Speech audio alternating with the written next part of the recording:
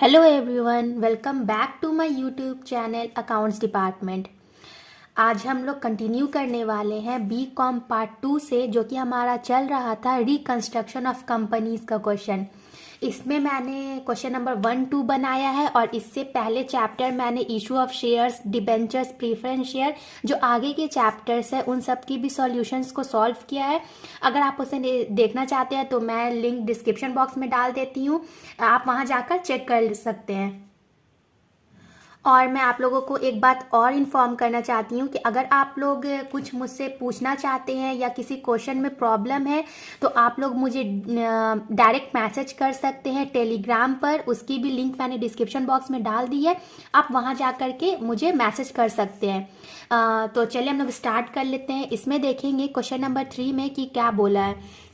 इसमें बोला कि एक जेड लिमिटेड कंपनी है जिसके पास कुछ प्रीफरेंस शेयर है, जो कि हमारा दिया 10,000 प्रीफरेंस शेयर है और वो रखा है कंपनी 100 रुपीज़ ईच, मतलब हर एक प्रीफरेंस शेयर का वैल्यू 100 रुपीज़ रखा है। एंड देन उसके पास 50,000 इक्विटी शेयर्स भी है और उसमें 10 रुपीज़ हर एक शेयर्स का वो वैल्यू रखा है। देन बोल रहा है कि जो सारा शेयर्स था वो फुल्ली पेड अप हो गया है। देन बोला है क्वेश्चन में कि 3,50,000 तक का लॉस हो गया है कंपनी प्रीलिमिनरी एक्सपेंसेस के अलावा। टोटल हमारा है जो कि 20,000 का। और उसके बाद बोला है कि फिक्स्ड एसेट्स है जो कि बुक्स है हमारा 14 लाख का, जो कि ओवर वैल्यूड है 4 लाख तक। फिर देन कैपिटल रिडक्शन है। देन यहाँ पे हमारा दिया राइट ऑफ करना है लॉसेस एंड प्रीलिमिनरी एक्सपेंसेस को। फिर देन 6% प्रीफरेंस शेयर को हमको कन्वर्ट करना है 7% प्रीफरेंस शेयर में, जिसमें हर एक शेयर का वैल्यू हम लोगों को 60 रुपीज़ रखना है। और इक्विटी शेयर को कन्वर्ट करना है हम लोगों को ₹2 के वैल्यू के ऊपर। पहले हमारा 10 रुपीज़ में था, उसके बाद हम लोगों को 2 में कन्वर्ट कर देना है। और जो डिविडेंड है प्रीफरेंस शेयर पे जो कि एरियर्स है 3 ईयर्स का, उसको हम लोगों को कैंसिल कर देना है। इसी की हम लोगों को जनरल एंट्री बनानी है। तो चलिए हम लोग देख लेते हैं ये कैसे होगा। चलिए तो इसकी सॉल्यूशन को हम लोग देख लेते हैं। इसमें सबसे पहले हम लोग एंट्री करेंगे कि हमारा प्रीफरेंस शेयर पहले कितना था और उसको कन्वर्ट करके कितना करना है। तो सबसे पहले हमारा प्रीफरेंस शेयर था 100 रुपीज़ के हिसाब से। तो हम लोग लिखेंगे यहाँ 6%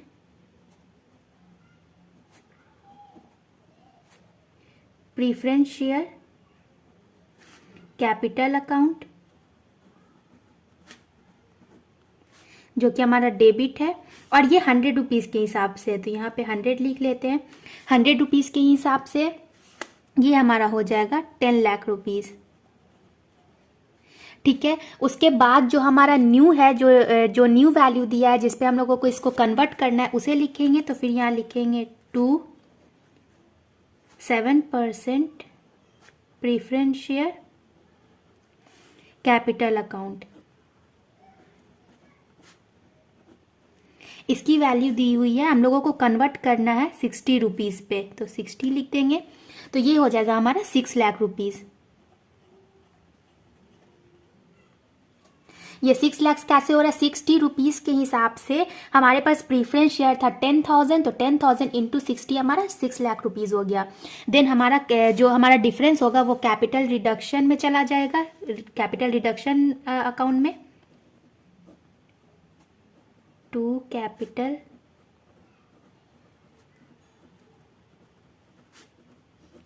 रिडक्शन अकाउंट 10 लाख था, 6 लाख है यहाँ पे। देन हमें 4 लाख का लॉस हो जा रहा है कंपनी को। ठीक है, ये हो गया हमारा 4 लाख रुपीज़। देन इसके बाद हम लोग सेकेंड एंट्री करेंगे। ये तो था हमारे प्रीफरेंस शेयर के बारे में। इसके बाद हम लोग इक्विटी शेयर के बारे में देखेंगे। तो लिखेंगे इक्विटी शेयर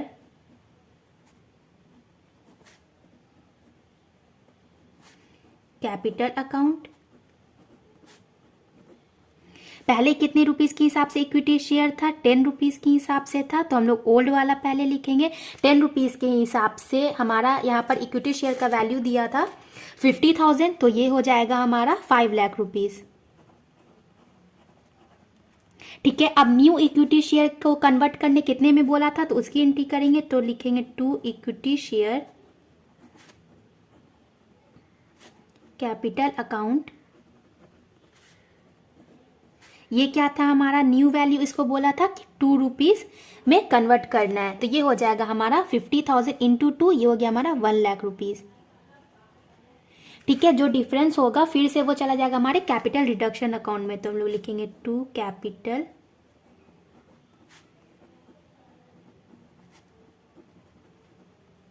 रिडक्शन अकाउंट। ये कितना हो जाएगा हमारा 4 लाख,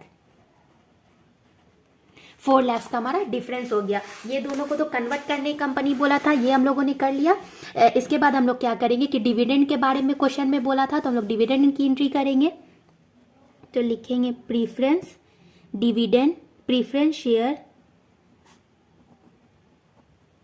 डिविडेंड अकाउंट, ये हमारा डेबिट हो जाएगा to capital reduction account.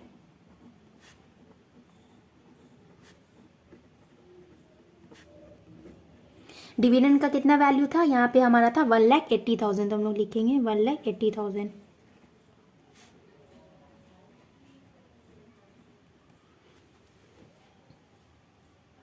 Then यहाँ पे फिर हम लोग एंट्री करेंगे कैपिटल रिडक्शन अकाउंट। जो हमारा एसेट है हमारे पास उसकी एंट्री होगी, तो हमारा पहला है टू लॉसेस जो था, ये है हमारा 3,50,000 का। देन उसके बाद हमारे पास एसेट्स है, तो लिखेंगे टू एसेट्स अकाउंट। एसेट्स की वैल्यू है 4 लाख की। देन उसके बाद है हमारा प्रीलिमिनरी एक्सपेंसेस, तो लिखेंगे प्रीलिमिनरी एक्सपेंसेस अकाउंट, ये है हमारा 20,000 का। देन उसके बाद है हमारा कैपिटल रिजर्व में चला जाएगा,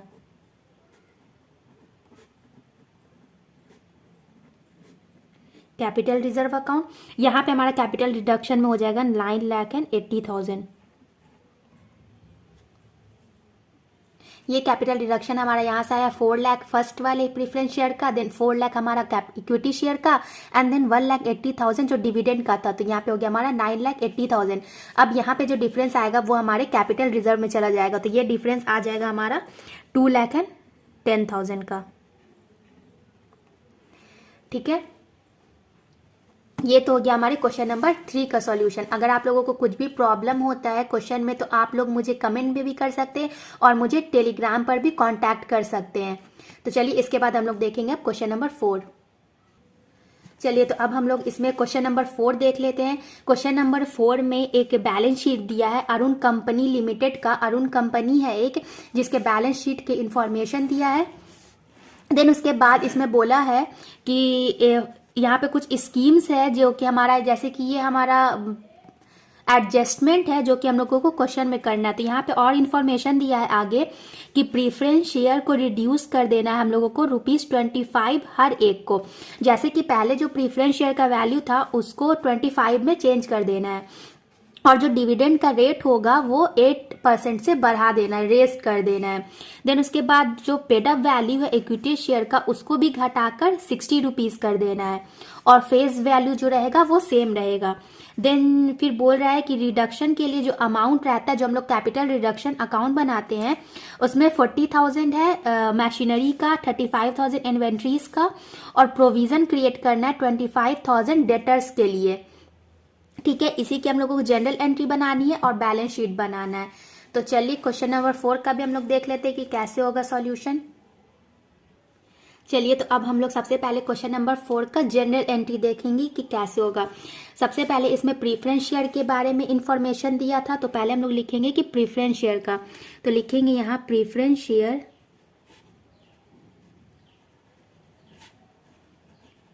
कैपिटल अकाउंट। इसमें क्या बोला कि जो प्रीफरेंस शेयर का जो भी वैल्यू था पहले उसको छोड़, जो हमारा न्यू कन्वर्ट करना है 25 रुपीज़ के हिसाब से कन्वर्ट करना है, तो हम लोग लिखेंगे 25 रुपीज़ के हिसाब से कन्वर्ट कर देना है। तो हमारे पास प्रीफरेंस शेयर कितना है 6,000, तो 6,000 को इंटू 25 करेंगे तो यहाँ पे आ जाएगा हमारा 1,50,000 रुपीज़। ठीक है, ये जो न्यू कन्वर्ट करके प्रीफरेंस शेयर कर लाना है वो है। देन उसके बाद इक्विटी शेयर बोला है, तो हम लोग इसी में लिखेंगे इक्विटी शेयर कैपिटल अकाउंट। इसको कन्वर्ट करना है, हम लोगों को बोला है 60%, ₹60 रिड्यूस करके, तो 100 में से 60 जाएगा यहाँ पे हमारा 40 रुपीज़ के हिसाब से कर देना है। तो 6000 हमारा इक्विटी शेयर भी है, तो 40 से करेंगे तो यहाँ पे आ जाएगा हमारा 2,40,000 रुपीज़।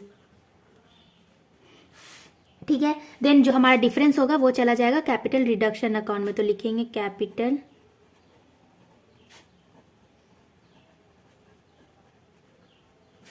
Reduction account. ये हो जाएगा हमारा 3,90,000। ठीक है, ये तो हमारा प्रीफरेंस शेयर और इक्विटी शेयर हो गया। देन उसके बाद हम लोग कैपिटल रिडक्शन में एंट्री करेंगे, तो लिखेंगे कैपिटल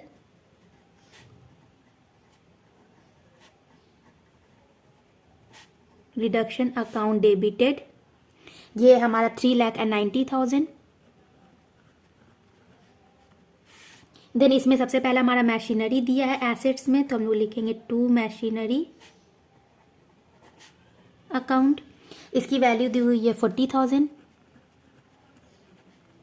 देन उसके बाद है हमारा इन्वेंट्रीज, तो लिखेंगे to inventories, to inventories account. ये हो जाएगा हमारा 35,000। ठीक है, उसके बाद है हमारा बैड डेब्ट्स रिजर्व बनाना है डेटर्स के लिए, तो लिखेंगे बैड डेब्ट्स अकाउंट। ये हो जाएगा हमारा 25,000। देन है हमारा प्रीलिमिनरी एक्सपेंसेस, तो लिखेंगे प्रीलिमिनरी एक्सपेंसेस अकाउंट। ये हो जाएगा हमारा 15,000।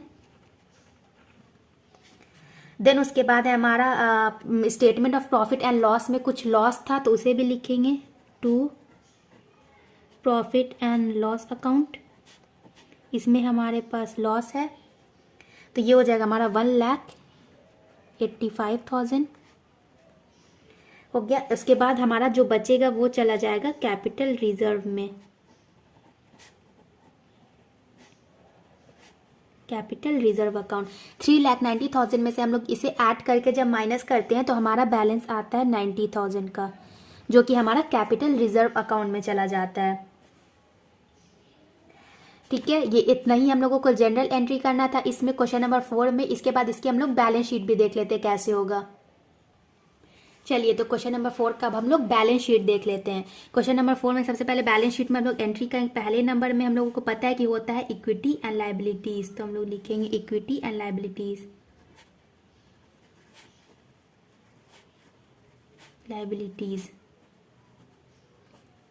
ठीक है, इसके अंडर में आता है हमारा शेयर होल्डर फंड्स, जिसमें होता है share capital, reserve and surplus. तो हम लोग शेयर कैपिटल लिखेंगे।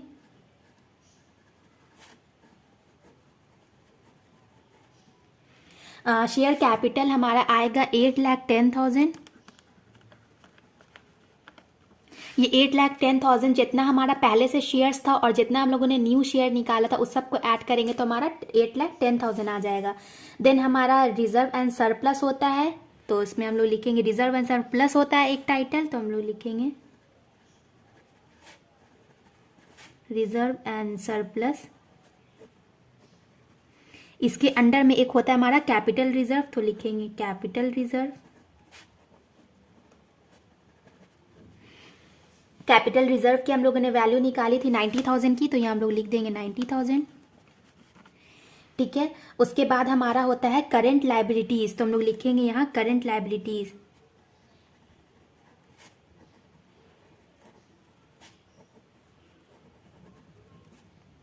मतलब सबसे पहले हम लोग ये शेयर की और फिर उसके बाद लायबिलिटीज की एंट्री करते हैं। तो करंट लायबिलिटीज में हमारा होता है ट्रेड पेएबल, जिसमें आता है हमारा क्रेडिटर्स, एंड देन होता है हमारा बिल्स पेएबल। क्रेडिटर्स है हमारा 80,000 का, एंड देन बिल्स पेएबल है हमारा 20,000 का। ठीक है, इसे टोटल कर लेंगे। इसे टोटल करेंगे तो हमारा आ जाएगा यहाँ 10 लाख रुपीज।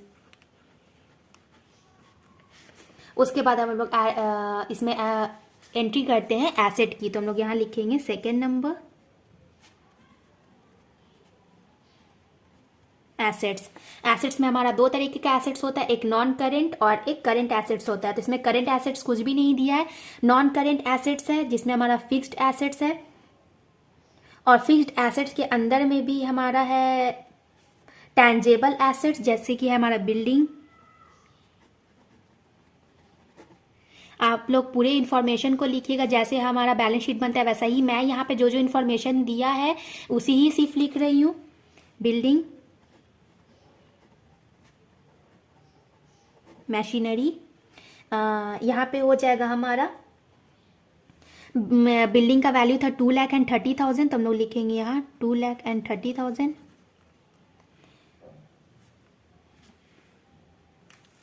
यहाँ मशीनरी में से हम लोगों को लेस करना पड़ेगा, जो कि क्वेश्चन में बोला है 40,000, तो हम लोग लेस कर देंगे यहाँ पे 40,000। इस पहले हम लोग लिख लेंगे 5 लाख है यहाँ पे हमारा मशीनरी का वैल्यू, जिसमें से 40,000 हम लोगों को माइनस कर देना है जो क्वेश्चन में बोला है। तो ये आ जाएगा हमारा 4,60,000। ये तो था हमारा नॉन करेंट एसेट्स। अब हम लोग करेंट एसेट्स में देखेंगे। करेंट एसेट्स में हमारा आता है इन्वेंट्रीज, तो हम लोग यहाँ लिखेंगे इन्वेंट्रीज करेंट एसेट्स। इसमें होगा हमारा पहला इन्वेंट्रीज। इन्वेंट्रीज की वैल्यू दी हुई है हमारी 2,15,000। इसमें से भी हम लोगों को लेस करना है जो कि क्वेश्चन में दिया है, ये हमारा 35,000, तो हम लोग 35,000 को माइनस कर देंगे, तो ये आ जाएगा हमारा 1,80,000। देन उसके बाद है हमारा ट्रेड रिसीवेबल जो होता है। देन हमारा हो जाएगा यहाँ पे ट्रेड रिसीवेबल। ट्रेड रिसीवेबल में हमारा डेटर्स होता है, तो हम लोग लिखेंगे यहाँ डेटर्स। ठीक है, डेटर्स की वैल्यू थी 1,40,000 की। एंड देन इसमें से हम लोग लेस कर देंगे जो कि हम लोगों को प्रोविजंस बोला था बनाने। प्रोविजंस को लेस कर देंगे, 25,000 का था। ठीक है, ये आ जाएगा हमारा 1,15,000, तो यहाँ लिखेंगे हम लोग 1,15,000। ठीक है, इसके बाद हमारा है डेटर्स के बाद है हमारा बिल्स रिसीवेबल, तो बिल्स रिसीवेबल लिख लेंगे यहाँ। बिल्स रिसीवेबल है हमारा 10,000 का। एंड देन कैश है, कैश था बैलेंस शीट में 5,000 का। ठीक है, ये टोटल करेंगे हम लोग तो आ जाता है 10 लाख रुपीस, सिर्फ एसेट्स को जब टोटल करेंगे तो मतलब कि हमारी बैलेंस शीट मैच कर गई। यहाँ जो हमारा लाइबिलिटीज था वो भी 10,000 आ गया, और यहाँ टोटल एसेट्स का भी हमारा वैल्यू 10,000 आ गया। तो ये हो गया हमारी क्वेश्चन नंबर 4 की बैलेंस शीट।